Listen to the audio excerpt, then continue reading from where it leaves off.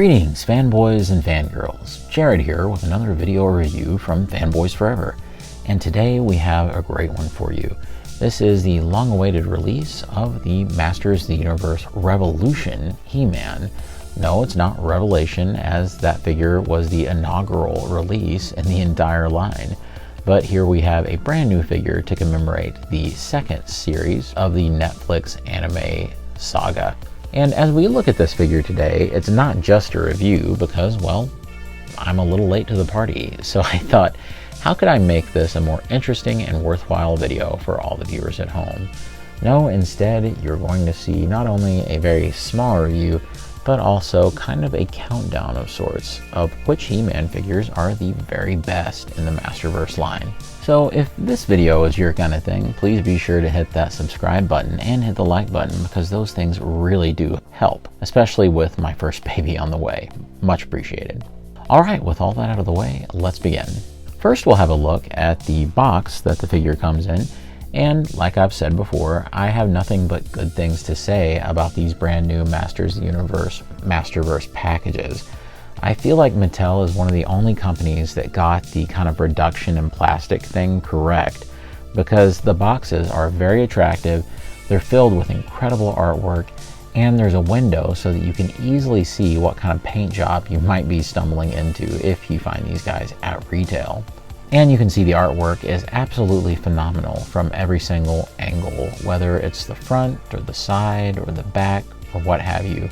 All of the art is truly incredible. Of course, this is based on Masters of the Universe Revolution, when Andra gives He-Man battle armor when he is temporarily separated from his power sword, as well as a nifty battle axe. Alright, with all the packaging out of the way, let's get him out of the box. And here He-Man is with his He-Brethren from Masterverse outside of his packaging. And you may be thinking, wait a minute, is that a third-party head that I've subbed on? Suddenly, that awful Joker-like chin is no longer present. No, not at all. Instead, this is the exact same head. But I've just made a very simple modification that I recently did a video about. And of course, be sure to watch that little video because it will absolutely save you over on this figure. A very simple method to get the head sculpt looking the way that it should have looked in the first place. Everybody can do it. It requires no skill, no expertise, no anything. It's dirt simple. So be sure to check out that video. All right, well, let's begin by looking at He-Man himself. Now, I have the Sword of Power in his hands, but this is the one that came with Prince Adam, the release that they'd done just a few months back. So he doesn't actually not come with the Power Sword, unfortunately. You may have also noticed that I don't have him in his battle armor anymore. That's because I was so excited to get a He-Man that was more accurate to the cartoon that I couldn't help but go ahead and dress him in the Power Vest. So that's exactly what I did. Let's go ahead and look at the sculpt. Once you do the simple fix, it looks exactly as you would expect it to look. We finally have a He-Man figure that represents the Netflix animation that actually seems to be worthy of their excellent He-Man character model. You know, I heard a lot of complaints about the Kevin Smith shows, especially the first season. I think the second season, most people have figured out that it's actually great. But one thing I never heard anybody complain about was He-Man's look in the show. It's about as classic as you can get. It's beautifully animated, and I think people just really enjoy it. And I've always thought that that original figure just never really captured the essence of that. It wasn't bulky enough. It didn't have the right colors. The head sculpt was really far off. But on the contrary, this figure does all of those things correctly. They have a new chest piece here on the upper part that absolutely gives him the needed bulk to make him look like the animation model in the show. And the head sculpt itself is a fitting revenge for that original. This is so much more accurate to the animation, and I really love the stern look that He-Man has, something that was truly missing from that original Revelation release. I also really like what they did with He-Man's Power Vest here. It's really nice. I like the little extra kind of links down there in it, all the little screws and things, and the H logo. I think it looks fantastic. As I noted earlier, he does have a new chest piece on the top, which gives him a lot more bulk. And other than that, I think a whole lot of the figure is, from a sculptural sense, reused from the original Revelation release. And I think that that's absolutely fine, because there's not really any need to update the other parts. There wasn't anything wrong with the legs. There wasn't anything wrong with the arms or the shoulders or the hands or anything like that. The only things that were problems, they fixed. So I feel like Mattel was very smart in how surgical they were with fixing this particular release. Even from the back, the proportions and everything absolutely checks out. The character model in the show kind of gives He-Man sort of a small head, and along with most characters in the show, and this figure honors that. It's kind of a small head compared to the rest of his body, but it's most definitely supposed to look that way. So I really do appreciate that as well. Of course, the articulation is exactly what you would expect it to be, and the new top part of the chest does all the things. And this head can go up and down quite a ways. It can't go up completely, but it can do what it needs to do. It is interesting that they did not add drop-down hips to this release, as almost every single release in Masterverse now has the drop-down hips. However, there's a good reason I think they didn't bother, and it's because he really doesn't need them whatsoever. I don't see how drop-down hips would have helped this He-Man figure in any way, because he is extremely flexible when it comes to the hip joints, and he can do a kick that's even over 90 degrees. So there's absolutely no reason to have included it. This one didn't need any of that extra engineering. The legs were already great as they were. One of the cool new additions is the incredible power axe that he includes. I absolutely love how it's kind of cracked right there on the sides. And the paintwork that they did is just awesome, how it emphasizes all the different shapes and the geometry on it. I actually think this is the best weapon that they've ever done in Masterverse, which is quite a compliment because they've done some great weapons. I also like that this isn't gray paint. I suppose it's some kind of plastic that's infused, and it doesn't chip off as you flex it in his hand, another improvement that they made. Say, for instance, if you want to take any of the power swords you already have in the line, they do kind of have a little area where you can pretty easily nestle it in there, and it works pretty much perfectly, and it stores exactly as you would think it would in the show. And just to show you, he does include two fisted hands. And even though the figure is billed as Battle Armor He-Man, I kind of see the battle armor as an accessory, because I just think this is kind of a replacement regular He-Man. So you can see the vest comes right off. This is how the figure looks without the vest or the armor or anything. Like I said, I'm very pleased with the proportions on this guy. That really does look tons better. The armor comes apart in two different pieces. Now, just so you can see, so that we don't have to disassemble the thing all over again, if you look, you can actually just take out the H logo, and you can replace it pretty easily with a snap-in battle damaged version. So I really like that. I think that's pretty great, and I really like the paint detail that's in it. And of course, it's quite a simple matter to snap on the armor. And voila, He-Man has transformed into his new battle armor. And I have to say, I think this looks really, really great, and is a great representation of what we saw in that awesome sequence from Masters of the Universe Revolution. I think my only complaint would be that it seems to ride a little high up here, and it causes the shoulders to look a little lower than they should.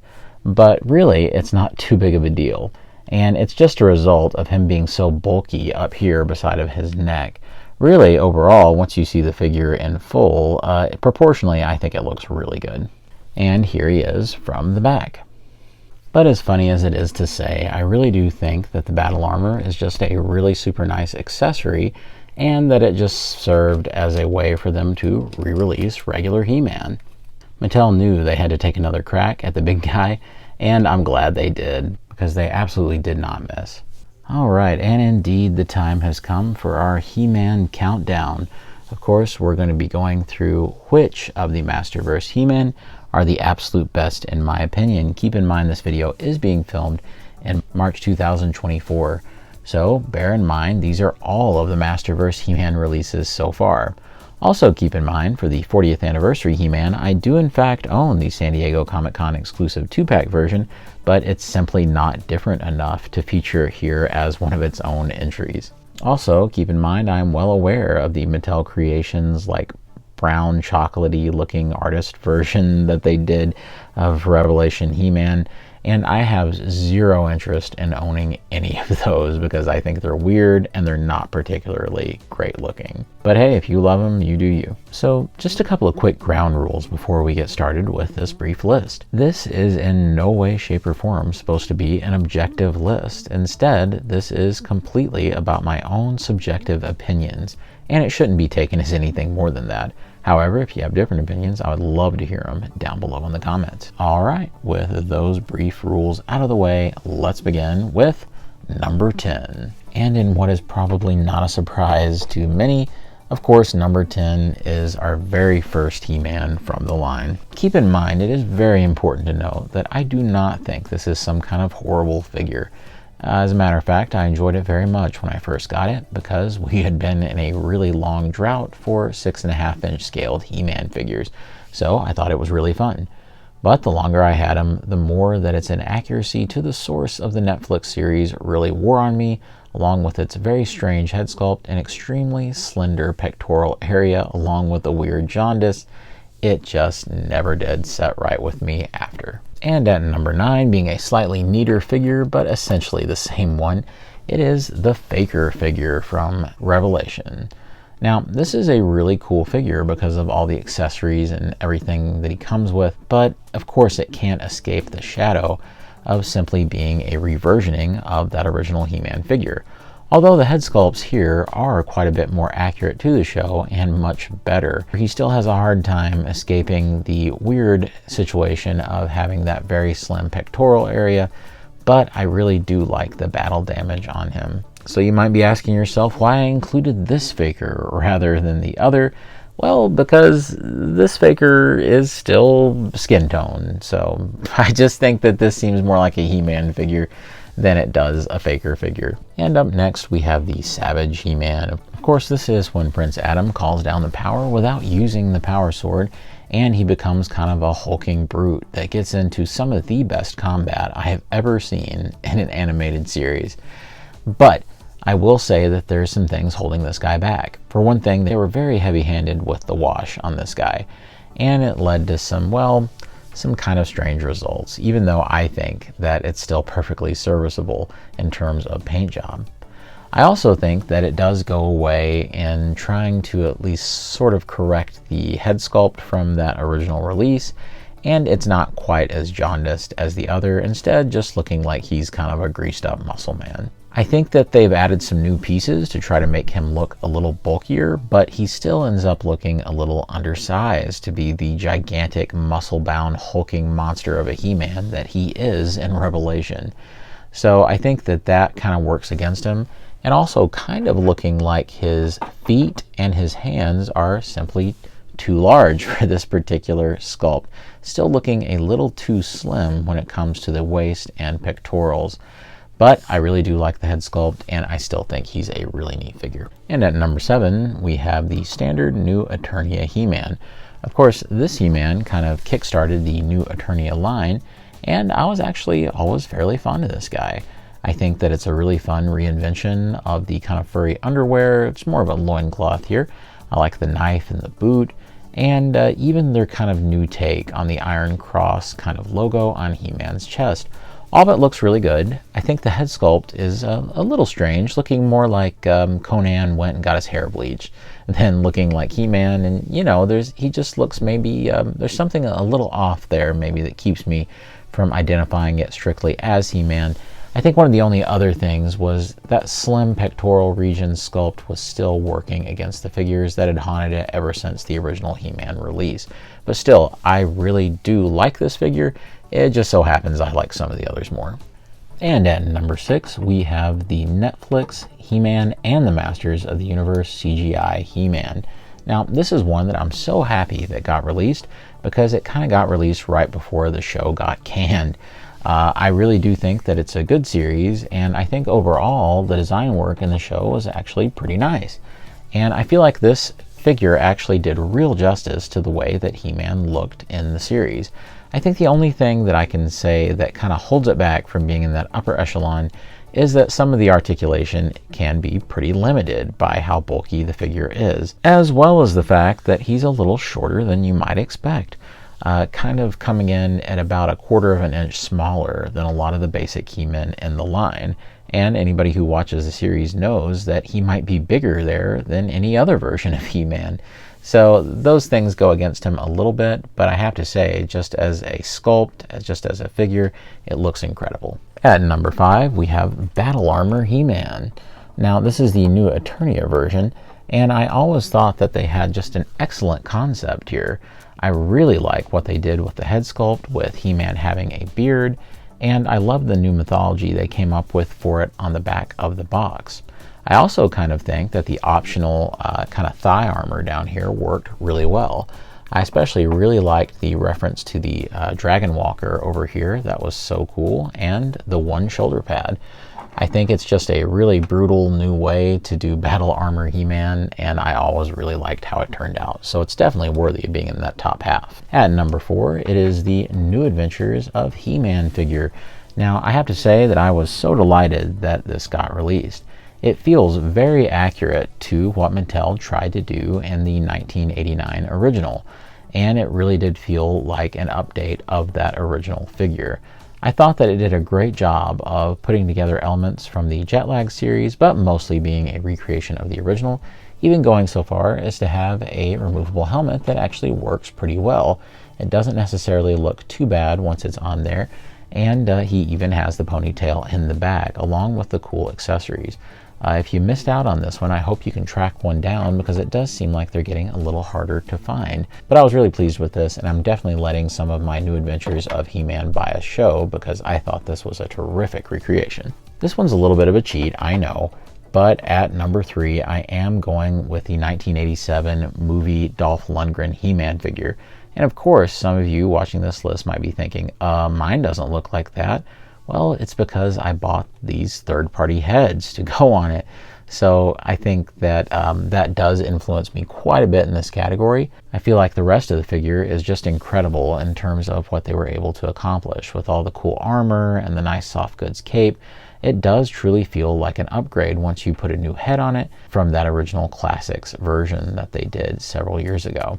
However, if it had the original head on it, you could probably count on this guy coming in at more like number 7. So tread lightly on this one, and don't be too mad that I put him so high up in the comments. And at number 2, it's 40th Anniversary He-Man. Now, I really liked their concept for this figure. I thought that it was a great idea to go in and kind of try to out-classics classics by doing this. I thought that it was a really cool thing, and I loved seeing this out in the anniversary packaging. It just seemed like a really special event to find this guy. I liked their choices of going with more of a red tone for the furry underwear and the boots, and I feel like many things came together very well. Some things that I didn't think came together as well is the kind of difference in the paint tones for the face and the neck and upper chest. I thought that could have been handled better. The other thing is he does seem a little overly beefy in the pectoral region, so much so that it throws off some of the proportions of an otherwise really cool looking figure. But other than that, it really is pretty much a perfect representation of classic He-Man. Certainly they did a great job selecting kind of a dirty blonde for the hair, and definitely closer to the kind of tone I like. I really enjoyed his accessories that he came with, and the articulation is of course fantastic. So if you haven't added this guy to your collection, I do think some people have reported finding him at Five Below for $5. Getting this thing for $5 would be an absolute steal, and I'm shocked that there was enough left to make it there. And yes, I do believe that the brand new He-Man figure that we looked at today is, I think, my favorite so far. Now, keep in mind this guy probably would have clocked in at more like number 4 if the head sculpt hadn't been corrected by me. And like I said, be sure to watch the video to figure out the easy trick to doing that. But I'm telling you right now that I think that what makes this number 1 for me is that it feels like an appropriate kind of revenge for that original first release, and finally makes good on a whole lot of the things that we wanted to see from this line in the first place. This figure makes good on all of the problems of that original, finally updating He-Man's torso to where it's a more accurate size. They were able to update the head sculpt to where it looked so much better and so much more accurate to the animation. They were able, of course, to take He-Man's gauntlet and his belt and give it a much more shiny kind of look along with his harness. All of these things, with even increased paint apps on the boots and so much else, takes a figure that used to be kind of a sore spot in the line and rejuvenates it into the absolute best He-Man that they've done so far.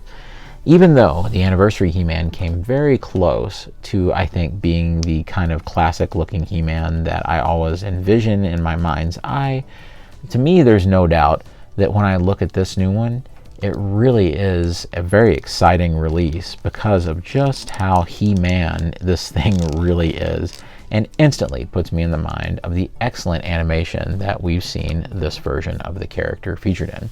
And of course, we do want to give a little honorable mention to this version of Faker. Even though he is so blue that I couldn't hardly see him in my mind as a version of He-Man and look at him as way more of a different character, I still think that the sculpt, and especially that head sculpt, are really something to write home about, and I can't wait to see Mattel try to outdo this latest Masterverse He-Man by re-releasing this guy as He-Man himself, and I think they could really be cooking if they bring that to fruition. And so now it is your turn. Tell me down in the comments below if you agree. Have you tried the fix for this particular He-Man to bring him to his full glory? Let me know down in the comments below. Alright friends, if you've stuck around this long in the video, I really want to sincerely thank you, and I surely do appreciate you for watching this far in. Of course, if you're interested in this kind of content and you have a hankering for more Masters of the Universe, then be sure to subscribe to the channel so you don't miss an upload. Also, be sure to like the video because that really does help me out, especially with my first baby on the way. So with all that being said, God bless you and yours. Comment down below and I'll see you on Fanboys Forever. Fanboy out.